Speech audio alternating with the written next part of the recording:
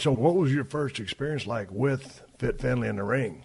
I was in Ashton-under-Lyne in Manchester in a theatre, and I'll tell you a bit of a backstory to this. I'm training with, Marty Jones took me under his wing, who was the best in Britain, right? On a Sunday morning, I used to wrestle all week everywhere, and I used to work in nightclubs as well. I used to bounce in nightclubs when I was a kid, just to make some extra money. Mm-hmm.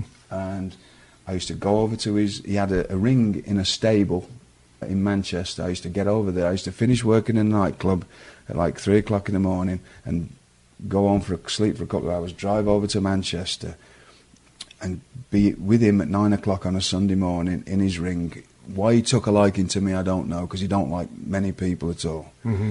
And he took me, it ended up like a second dad to me. He still is. And he was wrestling every single night of the week and would make time to probably getting in at 3 or 4 o'clock himself on a Saturday night, be there at 9 o'clock, teach me all this stuff, right? So I'm at his place one Sunday morning, I'm 17, I'm trained. All of a sudden, I get there and there's more than the usual amount of cars there. There was a couple of wrestlers there, me and a couple of a lad called Kid McCoy and stuff. There's more than the usual cars. I walk in the stable, Max Crabtree's there. This was before I'd worked for him. Max Crabtree's there and Finley's there.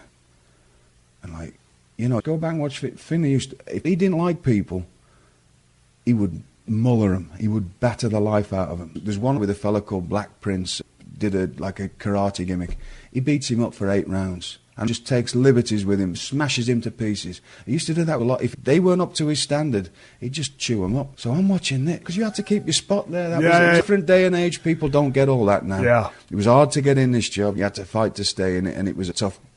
And at the same time, you'll go back and look at certain people, you think, how did they ever get in this job? Because they but for a certain group of fellas, I've watched him batter people up and down, right? I'd had one other meeting with him before this point, at a friend of mine's daughter's wedding, and I'd got introduced to him, and I'd give him the limp handshake. Oh, not the old gimmick I shake. didn't know, because that was the people that I was around at the time, the wrestlers I was around, that was they did, and he crushed me, and he looked at me like I dropped out of a dog's backside, honestly. And so that was, I was like, oh God, I hope he's forgot that, because this was probably a year before, you know. I'm like, oh God. So I get there, and there's these two monsters, there's these two fellas there, obviously daddy fodder, as we used to call them. The next attraction. Just somebody for daddy to bring in and batter, like do 2 weeks worth of TV, and that's what he did, right? And build up to another thing with stacks.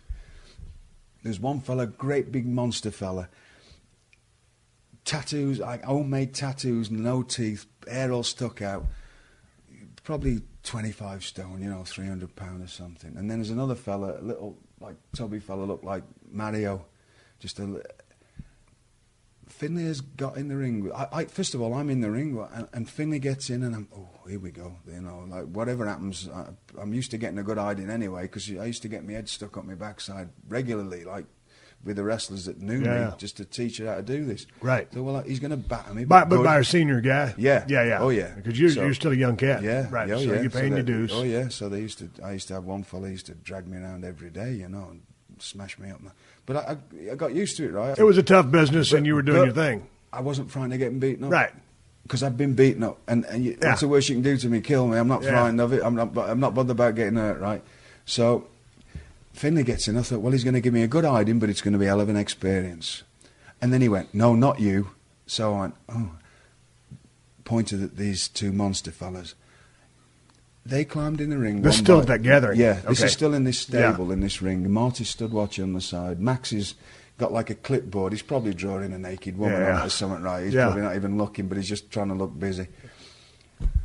He proceeds to batter the granny out of these two. And I mean, they're both on the floor screaming, blood coming out of every hole they've got. Straight up. Yeah. No, I mean, just crying. I mean, literally crying. He's got them, torturing them, dragging them all over, battering them, really doing them in. And I'm just sat, I'm stood watching this going, my God, this fella's a...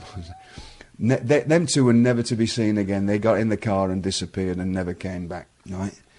So that was the last time I'd see back in the day. Now I've got to wrestle him. Yeah. Ashton-under-Lyne. I get in there and I'm like, oh, this is good.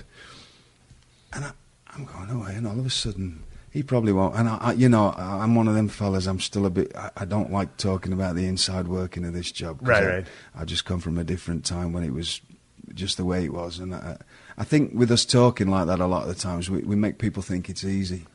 No, it's never easy. No, but you know what I mean? Like, people just assume they can talk to you in that kind of language. To me, you have to earn that point. Anyway, but I get in there and I'm just, about halfway through round one, he just went to me, "Do you not make comebacks?" And I just started doing it, and he's flying all over the place. Yeah. And I mean, you used to work, believe me, you'd come out like you'd run a marathon, you're dragging, and everything, it was hard. But that's the way I wrestle anyway. I'm physical anyway, so that was...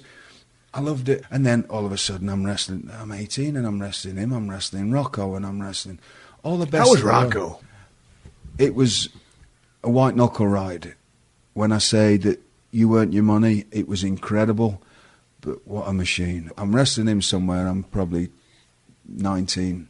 In fact, I know where it was, Oldham in Manchester. And the dressing rooms were on the second floor. You had to come down in an elevator to get to the entrance to go into where the building was, where the ring was.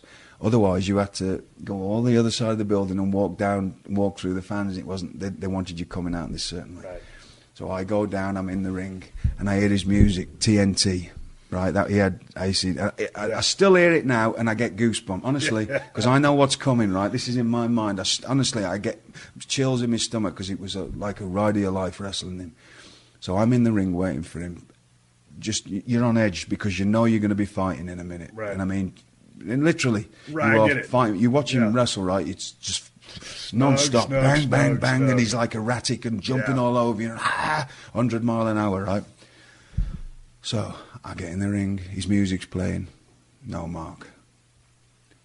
Music plays again, no mark. Then you can hear... stuck in the elevator, stuck in the lift. So they've got to trying to get people to open this. 20 minutes later, the lift opens, out comes Rollerball. Mad as a hornet? Mad as comes roaring out of the thing, jumps on me, starts like, and these like all these people, my God, what's happening? You're just fighting him off. But that was what it was like. But you always had an incredible match. But it was, and it was, every other thing was one in the eye, one in the ear, one in the, whereas Finlay wasn't. Finlay was, it hit you hard, but it was always the right way. And it was very erratic, but brilliant. And Rocco was so groundbreaking, you know. Yeah. I mean, I was with him his last ever night. I mean, we were sharing a room together. We very rarely ever stayed over anywhere in England because you just drive home every night. But if you were on the very south coast, it was just it's impossible to get home, right? Especially if you had somewhere near there the next day.